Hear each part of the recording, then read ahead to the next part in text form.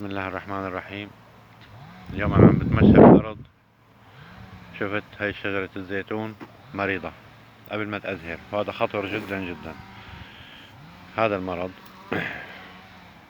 شايفينه، هذا المرض لهم بيقولوا له الفطر الصمغي أو الفطر العناكبي. الفطر الصمغي أو الفطر العناكبي الأبيض، وهو عبارة مثل الدبق، شايفين بيدبق مدبق. في ناس تقول هاي بيوض عنكبوت. المهم مو مهم الاسم، المهم انه تعالج شجرتك قبل ما تأزهر، لأن زهرت صعب كتير علاجها، بكون روحت عليك الزهر، روحت عليك الموسم. هذا المرض احفظوه، هذا مرض خطير جدا. شو السبب هذا العرق منصاب؟ انا بعطيكم شو السبب. انه العرق دايق بالارض، انه هذا العرق دايق بالارض، واحتمال تكون جاي عنكبوتة، واحتمال نائل من غير مطرح، الله اعلم. مهم الشجرة مريضة بدها علاج مباشرة. هلا مثل انا شو حساوي؟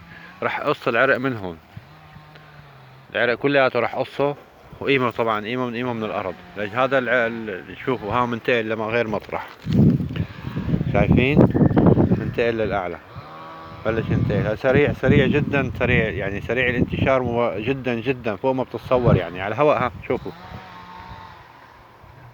سريع الانتشار جدا جدا ليك، وها حتى بالعالي صاير سريع الانتشار جدا. فلذلك علاجه مباشرة قبل ما يزهر الزهر. زهر الزهر خسرت، ما تحسن تعالج وخسرت اغلب محصولك، يعني بجوز تخسر كل محصولك. هورجيكم الشجرة السليمة شلون بتكون.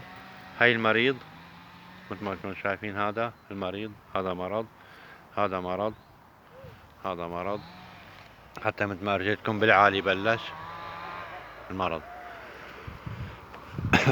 وهذا السليم، شايفين هذا السليم مباشرة بينتشر. هلا هاي سليمة الحمد لله كله، ما لقيت غير هاي العريشة العنبة فقط لا غير. هاي حبيت اعطيكم هالملاحظة مشان مباشرة تعالجوا الموضوع، مشان ما تخسروا شجركم ورزقكم. المضاد اسمه مضاد فطري عناكبي ابيض او مضاد حشري عناكبي ابيض.